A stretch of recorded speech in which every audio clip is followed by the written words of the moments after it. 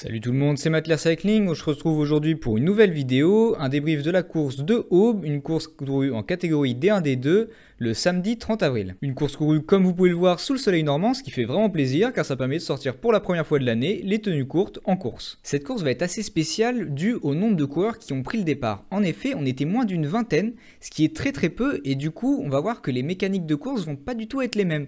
Par exemple, il va falloir faire beaucoup plus attention aux gens qui vont partir en échappée, et vous allez le voir, ça a vraiment son importance. Comme à mon habitude, on va commencer la vidéo par une petite présentation du circuit. Donc comme vous le voyez à l'image, il y a une grosse bosse dans ce circuit, ça va être la difficulté majeure du circuit donc.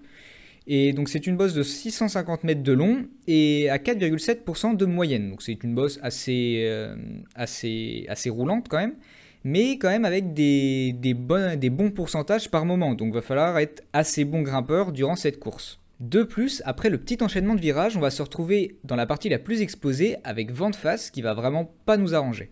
Je coupe légèrement la petite présentation du circuit parce qu'on voit que déjà, rien qu'à la première côte, il y a déjà 2 échappées qui se sont formées. Et du coup là, je suis dans une position où j'attends que quelqu'un fasse le travail.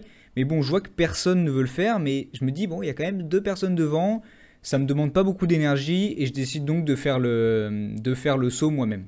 Comme vous le voyez, on est en début de course, donc tout le monde est totalement frais, donc on arrive rapidement à revenir sur les 2 personnes qui s'étaient un petit peu écartées du peloton à la première montée. Et donc c'est tout simplement que ça va se remettre en ordre. Continuons donc avec la présentation du circuit. Donc à ce moment-là, on tourne à droite et là, ça va être vraiment l'endroit où on va pouvoir se reposer parce qu'on va se retrouver avec vraiment vent de dos. Et du coup, ça va être l'endroit où on va pouvoir récupérer des efforts fournis dans la côte. S'ensuit donc un virage assez peu technique qu'on peut prendre vraiment à bonne allure, donc il n'y a vraiment pas de piège sur ce début de parcours. Ensuite, sur cet enchaînement de virages, ça va être important d'être bien placé dans les tours suivants parce que ça va nous permettre vraiment de garder beaucoup de vitesse. Et dans ces virages-là, si tu sais bien virer, il y a moyen de faire de l'écart et d'obliger les gens derrière à envoyer des watts pour te rattraper. Et on voit d'ailleurs que dans ce premier tour, je prends le virage assez mal, ce qui me force à faire un effort pour me replacer. Comme on a monté tout à l'heure, il faut bien redescendre, donc on redescend et à la fin de cette descente, on se retrouve avec un virage à angle droit vers la droite et je suis pas très à l'aise sur ce virage car comme vous pouvez peut-être le voir, il y a un petit peu de sablette à moitié, leur vêtement est assez glissant et j'ai un petit peu perdu l'avant lors de mes tours de reconnaissance il y a quelques minutes à ce moment-là de la course. Et pour finir un des tours du parcours, on se retrouve avec un virage à droite qui va être important de prendre le plus rapidement possible pour arriver avec le plus d'élan dans la côte. On se retrouve donc après 10 minutes de course à réemprunter cette côte pour la deuxième fois et on voit qu'un groupe de 2 coureurs s'est parti à l'avant. Donc là on voit qu'ils ne se sont pas encore regroupés mais je remarque que c'est 2 personnes du club organisateur, le club de Aube. Et du coup je me dis bon c'est inquiétant mais d'un côté on est un peloton donc forcément on va pouvoir revenir sur eux. Et donc à ce moment-là je me dis je vais pas faire les mêmes erreurs que j'avais fait dans la course du Placy-Montaigu où j'avais gagné mais là c'était en D3 D4 et vu que là j'ai monté de catégorie je me dis bah les gars sont franchement plus forts donc je suis pas aussi à l'aise dans ces catégories là qu'avant et je me dis bah je vais laisser les autres faire le travail à ma place. Sauf qu'on se retrouve à un moment où bah personne veut faire le travail. Du coup bah je me sens un petit peu obligé encore d'essayer de ramener l'échappée, mais j'ai pas les jambes, hein, j'ai pas non plus envie de faire beaucoup trop d'efforts. Là on voit qu'on reprend un gars qui avait essayé de faire le jump, un gars de corner bike, et bah, je vois que bah, personne essaye de rapetisser le trou. Et du coup je me dis bah mince, là les gars on laisse quand même beaucoup d'écart aux échappés, et ils sont de la même équipe donc ils vont bien travailler ensemble. Donc là, je suis un petit peu inquiet, mais en même temps, je me dis, bon, on est qu'à 7 km sur un peu moins de 80. Je me dis, il y a encore moyen de revenir sur eux. Et on va donc se retrouver à faire un tour quasiment à K2 à l'avant du peloton pour essayer de les ramener. Sauf que bah nous, on n'a pas envie de se cramer, c'est le début de la course. Et donc là, l'échappée va prendre de plus en plus d'écart. Et donc c'est un petit peu rageant parce que je m'étais dit, dans cette course, je vais essayer de faire peloton parce que la dernière course que j'ai faite à Briouze, si vous avez déjà vu la vidéo, vous savez que j'ai été lâché au bout de 50 km. Et du coup, je me dis, bon là, il faut que j'économise mes forces. T'as monté de catégorie, il faut que tu joues un peu plus smart qu'avant. Durant la première partie de cette course, je vais essayer de travailler un petit peu à l'économie. Donc on voit que dans la côte, j'essaye de passer en première position et au fur et à mesure, rétrograder de position tranquillement.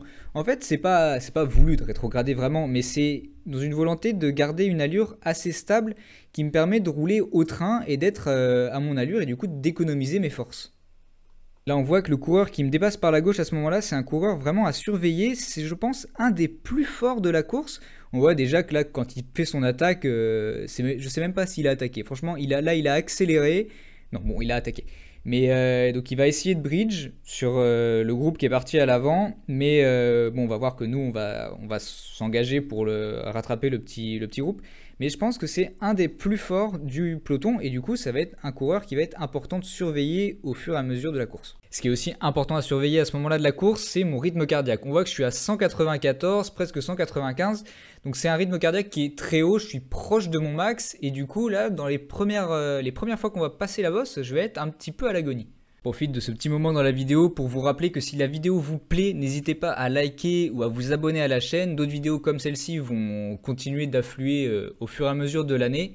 Et n'hésitez pas à liker aussi parce que ça aide vraiment la chaîne à se développer en promouvant mon contenu au plus de personnes possible. N'hésitez pas non plus à commenter ce que vous pensez de la vidéo, ce que vous pensez de la course et ce que vous auriez fait à ma place. Et on voit à ce moment-là qu'il est très important de bien tenir ses lignes pendant les virages parce qu'on voit que le coureur devant moi a eu un petit peu, peut-être une frayeur avec le gars qui lui est passé devant. Du coup, il a dû un petit peu prendre les freins et je me retrouve à être obligé de faire l'effort derrière pour recoller. Et on voit aussi qu'à ce moment-là, à l'avant, c'est le coureur que je vous avais dit de faire attention tout à l'heure. Et en effet, il va prendre à chaque fois ses virages en première position et il va nous mettre quelques longueurs à chaque fois. Il prend les virages vachement vite. Et on voit que ce n'est qu'après une trentaine de minutes de course qu'un vrai mouvement de rotation va se mettre à l'avant du peloton pour essayer de rattraper les échappés. Donc là, on voit qu'on essaye de travailler vraiment bien ensemble pour nous rapprocher au plus des deux coureurs échappés depuis tout à l'heure. À ce moment-là, nous sommes donc vraiment en chasse pour essayer de raccourcir le plus l'écart possible. Néanmoins, l'entente n'est pas folle dans ce groupe. En effet, on est un petit peu trop pour bien prendre les relais, car quand on commence à vraiment dépasser 5 coureurs, on va se retrouver avec des gens qui vont forcément essayer de faire moins de travail que les autres, de se cacher à l'arrière du pack, et ça va avoir tendance à faire monter quelques tensions dans le groupe. Et on voit aussi que vient s'ajouter à ça le fait qu'une voiture va se mettre devant nous, coupant totalement l'effort. Et du coup, on se retrouve à être obligé de freiner au début de la côte, ce qui moi fait pas mon affaire parce qu'il va falloir que je relance comme tous les autres, mais c'est galère quoi. Et du coup, ça va vraiment un peu casser le rythme. On se retrouve maintenant après 1h10 de course. Et là, on s'est vraiment beaucoup rapproché des échappés. Et là, vous voyez que le coureur que je vous avais dit de faire attention, tape une attaque dans la côte. Et là, je me dis, oula, ça pue. Non, parce que si ce gars-là arrive à revenir sur les échappés, franchement, on peut remettre toutes les cartes sur la table. Parce qu'il a l'air d'être un très bon rouleur. Donc on voit que ça essaye de contre-attaquer. Mais on voit que moi, je bloque. À ce moment-là, après 1h10 de course, je suis vraiment un petit peu dans le dur à ce moment-là et ça va être vraiment un truc où il va falloir que je travaille dessus, mais ça va se travailler en faisant beaucoup plus de kilomètres sur le vélo. Mais on voit que du coup ça accélère, moi je peux pas vraiment répondre. À ce moment-là, j'aurais dû essayer de partir avec le gars en rouge, mais voilà, j'avais pas les jambes à ce moment-là, ça aurait été un move assez important et je me retrouve bloqué. Et en plus, pour ne rien arranger, je prends le virage à la corde, ce qu'il faut surtout pas faire dans ces moments-là parce que quand on prend un virage à la corde, souvent c'est l'endroit où c'est le plus pentu. Et du coup, je me retrouve à être à moitié asphyxié, à devoir envoyer du lourd alors que je suis déjà à 190 au cœur. Et là, je suis vraiment dans la galère. Et donc, on se retrouve en haut de la côte. Là, je fais les comptes et je me rends compte que non seulement le gars en rouge vient de partir, et la fille qui était avec nous est aussi partie, une fille qui était vachement forte. Et du coup, je me dis, mince, là, on vient vraiment de perdre deux éléments cruciaux à notre retour sur les échappées. Et ça va être encore plus dur d'essayer de reboucher le trou. Et un des facteurs qu'il faut se souvenir, c'est qu'on était moins de 20 au départ. Et du coup, avec ces deux personnes qui sont parties à l'avant, on se retrouve avec 4 échappés à l'avant qui vont travailler ensemble pour nous résister. Et on est un groupe vachement amoindré à l'arrière. Je crois qu'à ce moment-là, on doit être environ 6 parce que beaucoup de personnes ont lâché dans les côtes qui s'enchaînaient vraiment. Et du coup, voilà, les forces en vigueur sont quasiment équivalentes, que ce soit à l'avant ou à l'arrière. Et de plus, je vous avais dit qu'il y avait déjà des tensions qui avaient déjà commencé à éclater. Et là, c'est encore pire parce qu'on se retrouve vraiment plus qu'à 6. Je crois qu'il y a un gars qui essaye de se faire oublier à l'arrière. Et du coup, ça râle vraiment sur le fait que quelqu'un ne prend pas ses relais. Et le groupe va vraiment pas bien fonctionner, ça va tourner, mais il y en aura toujours qui voudront faire un peu moins que les autres, qui voudront se cacher. Donc ça va être vachement dur d'essayer de mettre vraiment une cohésion dans ce groupe. Par contre, petit point qui était assez important pour moi, c'était que vu que les grimpeurs les plus forts étaient partis à l'avant, bah, on pouvait prendre les côtes moins vite Et du coup, je me retrouvais à être l'un des meilleurs, je suppose, dans la côte. Et du coup, ça me permettait vraiment de me reprendre dans cette partie du circuit. À ce moment-là, je décide de rallumer la GoPro parce qu'un des gars qui était en train de se faire oublier à l'arrière du peloton, donc je pensais il était cramé, nous repasse devant et fait un relais vachement soutenu. Et plus qu'un relais, il prend de l'écart. Mais je me dis, bon, il doit être cramé dans la côte, on va le reprendre tranquille. Et en fait, c'était pas du tout ça, je me suis fait bluffer. Le gars avait encore beaucoup sous la pédale et en fait, il a passé une attaque, il avait bien économisé pendant quelques tours et il est parti comme ça essayer de tenter sa chance pour revenir sur les échappées.